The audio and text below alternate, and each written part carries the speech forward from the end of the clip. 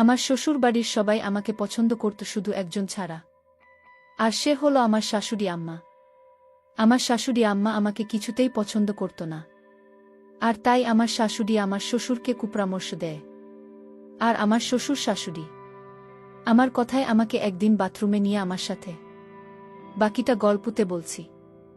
আমার শ্বশুর বাড়িতে প্রাইভেসির বিরাট সমস্যা। উপরতলার কথা নিচতলা থেকে শোনা যায়। রিফাত যখন আমাকে বিয়ে করে বাড়িতে নিয়ে এল, সবার মাথায় যেন আকাশ ভেঙে পড়ল। আমার শাশুড়ি রিফাতকে উপরে নিয়ে যা বললেন তার মর্ম হল, রিফাতের জন্য খুব বড় লোকের হার্ভার্ড ইউনিভার্সিটিতে পড়া মেয়ের বিয়ের কথা চলছিল। এর মাঝে রিফাত কেন একটা গরিব গুরব মরহুম সাংবাদিকের মেয়েকে বিয়ে করে এনেছে। এই মেয়েকে নিয়ে কি আপনি ও স্বজনদের সামনে মুখ দেখানো যাবে? রোটারি ক্লাবের মিটিংয়ে যাওয়া যাবে? রিফাত বোধহয় বাড়ি ছেড়ে দেওয়ার হুমকি দিলতে আপাতত কাজ হল। শাশুড়ি আম্মা তিতা ওষুধের মতো আমাকে কোনো রকমে গেলেন। আসলে শাশুড়ি আমার রাগ করাটাই স্বাভাবিক। গুলশানে ওনাদের এত বড় দোতলা বাড়ি, সামনে পিছনে বিরাট লন। শ্বশুর সাহেব আর্মি থেকে আর্লি রিটায়ারমেন্ট নিয়ে এরশাদের আমলে বিরাট ব্যবসা আরম্ভ করেছিলেন। সমাজের রাঘব বোয়ালদের সঙ্গে ওনার যাতায়াত। ছেলে রিফাত 6 ফুট লম্বা, সুদর্শন, বিশ্ববিদ্যালয়ের উচ্চতর কর্মকর্তা। পড়ালেখায় ভালো বলে বিসিএস দিয়ে ইনকাম ট্যাক্সে ঢুকেছে। সেই ছেলে কি না এমন একটা মেয়েকে ঘরে এনেছে যার বাবা তো নেই, আদাবরে কোনোরকম বাড়ি ভাড়া করে থাকে। আমার শ্বশুর সাহেব মনে হলেন না এ নিয়ে বিশেষ ভাবিত। তিনি প্রথম দিন থেকে একটা নিরপেক্ষ অবস্থান নিলেন। আমাকেও দুঃখ দিতে চাচ্ছেন না, আবার শাশুড়ি আমাকেও খেপাতে চাচ্ছেন না। হয়তো কখনো ডাইনিং রুমে আমার সঙ্গে একটু হেসে কথা বলছেন। শাশুড়ি আমায় ঢোকার সঙ্গে সঙ্গে আড়ষ্ট হয়ে খাবারে মন দিলেন। রিফাত সকালে অফিস চলে যায়, বাবা চলে যান ব্যবসার কাজে। সংসারের নৌকায় অস্বস্তি ঝরে তুলতে থাকি আমি আর শাশুড়ি আম্মা। প্রথম 1 মাস শাশুড়ি আম্মা আমার সঙ্গে একটু কথা বলেননি। এমনভাবে দৃষ্টি হানতে মনে হতো আমি কোনো ডাকিনী যোগিনী টাকার লোভে ওনার ছেলের মাথা খেয়েছি। এর মাঝে আল্লাহর বিচার, শাশুড়ি আম্মা হঠাৎ মাথা ঘুরে বাথরুমে পড়ে গেলেন। আমি গিয়ে তাড়াতাড়ি ওনাকে মেঝে থেকে টেনে উঠলাম, কাঁধে ভর দিয়ে ওনাকে বিছানায় নিয়ে শোনালাম। আমি একটা গামছা বরফ ভরে ওখানে চেপে ধরলাম। শাশুড়ি আম্মা খানদানি পরিবারের অভিজাত মহিলা। আমি স্পর্শ করামাত্রই কেমন শক্ত আর আড়ষ্ট হয়ে গেলেন। মনে হলো আমি চলে গেলে বাঁচেন।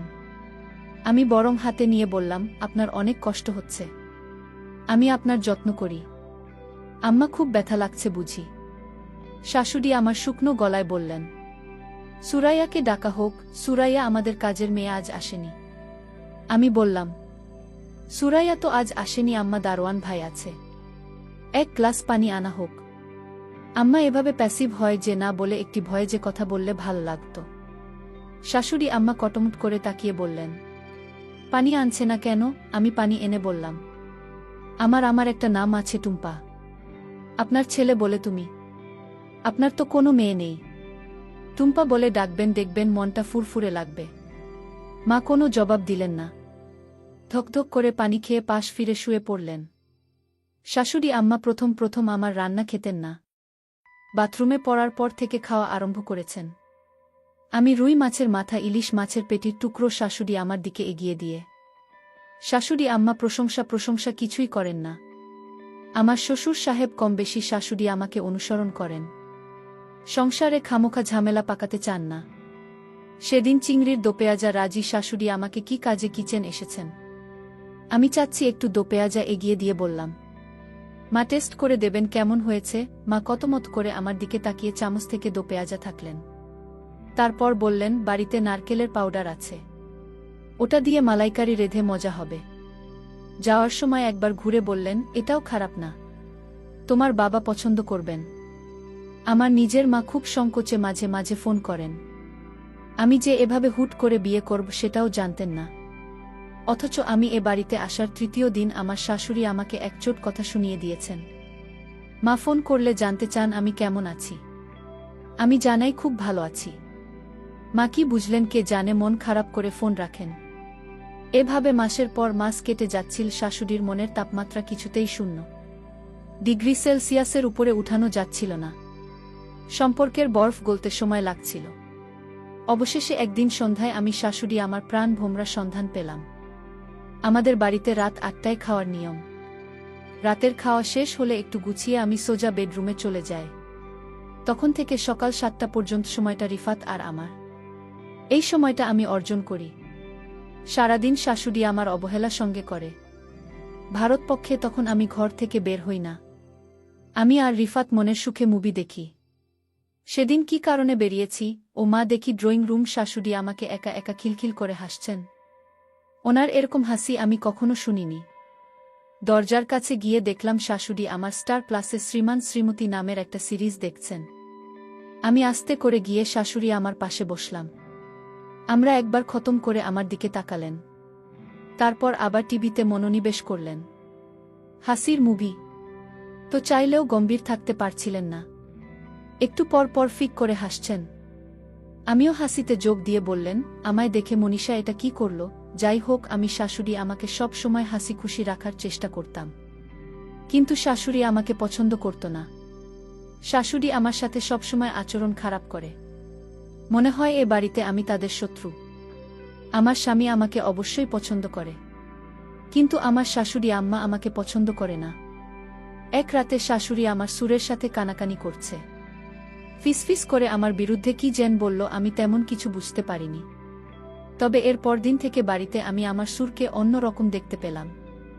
সুর আমাকে আগে যেভাবে বোমা বলে ডাকতেন, আজ আর তার মুখে সেই মধুর ভাষা নাই। প্রতিদিন সকালে নাস্তা করার সময় সুর আমাকে নিয়ে একসাথে নাস্তা করতেন, কিন্তু আজ আমাকে ডাক দেয়া একসাথে নাস্তা করার জন্য। আমি বুঝে গেছি শাশুড়ি আমার কান পড়া পেয়েছে।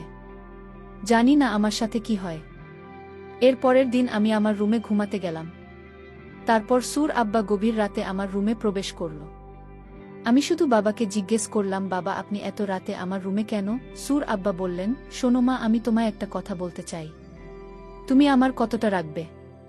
কি কথা শুরু আব্বা? সুর আব্বা বললেন, শোনো মা, এই বাড়িতে থাকতে হলে তুমি আমার একটি কথা রাখতে হবে। শুধু আব্বাকে বললাম, কি কথা? কিন্তু সুর আব্বা বললেন, অন্য একদিন বলবো, আজ থাক, এখন তুমি ঘুমাও। সুর আব্বার মধ্যে আমি এক অন্যরকম দৃশ্য দেখতে পেলাম, যা আমি আগে দেখিনি। এ বাড়িতে আমি প্রায় 6 মাস ধরে আছি। আজ সুর আমাকে কি বলতে চেয়েছিল তা আমি জানি না।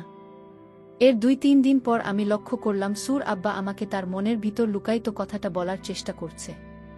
আমি মনে মনে চিন্তা করলাম, শিশুরা বা কি বলতে চায় তা আমি শুনতে চাই। পরের দিন রাতে আমার শরীরে প্রচণ্ড জ্বর আসছিল, আমার খুব খারাপ লাগছিল।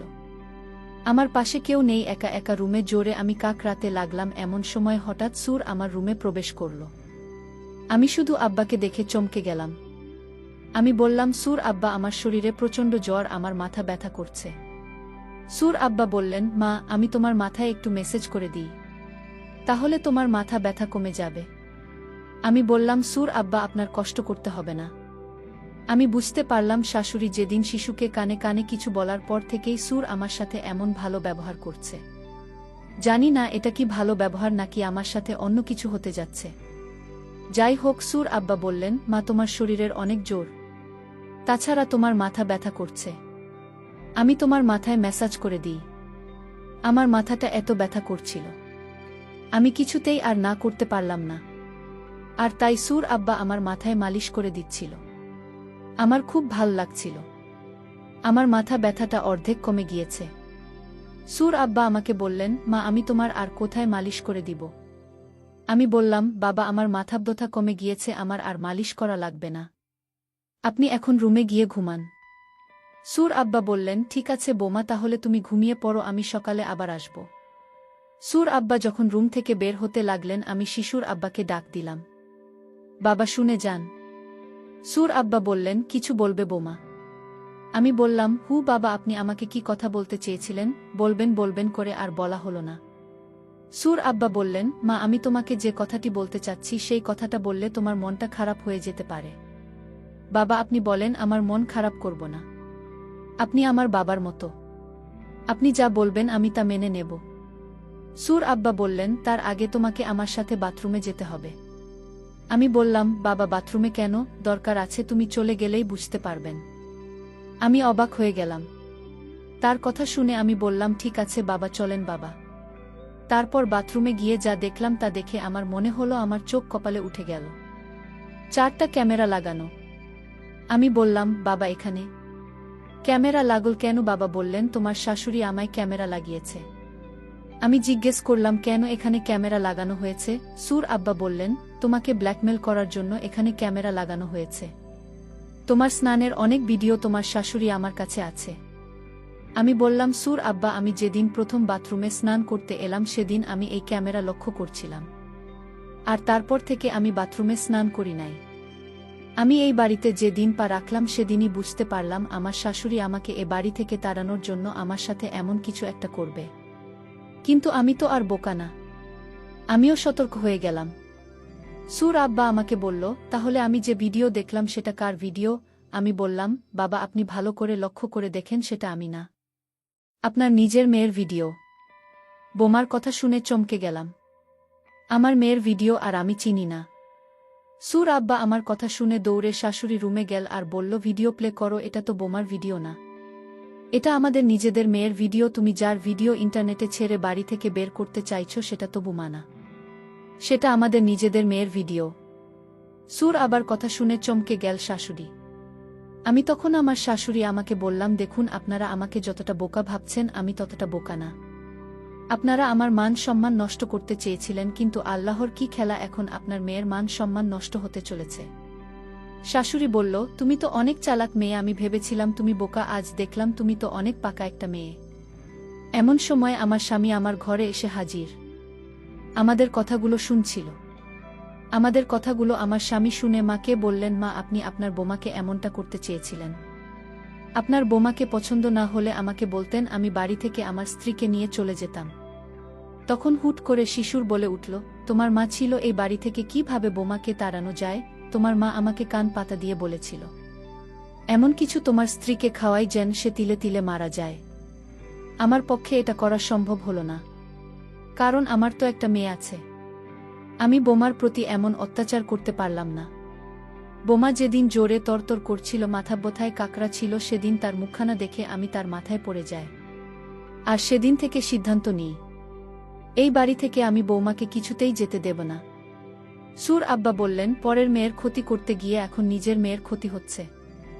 সুর আমার স্বামীকে বললেন, বাবা তোকে আমি গুলশানে আরও একটা বাড়ি কিনে দিচ্ছি, তুই সেখানে বোমাকে নিয়ে চলে যা, নতুন করে সংসার শুরু করে। শাশুড়ি আম্মা তখন হাউমাউ করে কান্না করে বলল, আমার ভুল হয়ে গেছে বোমা, তুমি আমায় ক্ষমা করে দাও। আমি বললাম, মায়েরা কখনো ক্ষমা চাইতে নেই, মা আমাদের সাথে আপনিও থাকবেন এটাই আমি চাই। প্রিয় বন্ধুরা, তোমাদের কাছে গল্পটি কেমন লাগলো তা কমেন্ট করে জানাতে ভুলবেন না। আর এরকম নতুন নতুন ভিডিও পেতে আমাদের চ্যানেলটিকে সাবস্ক্রাইব করে পাশে থাকবেন। ধন্যবাদ।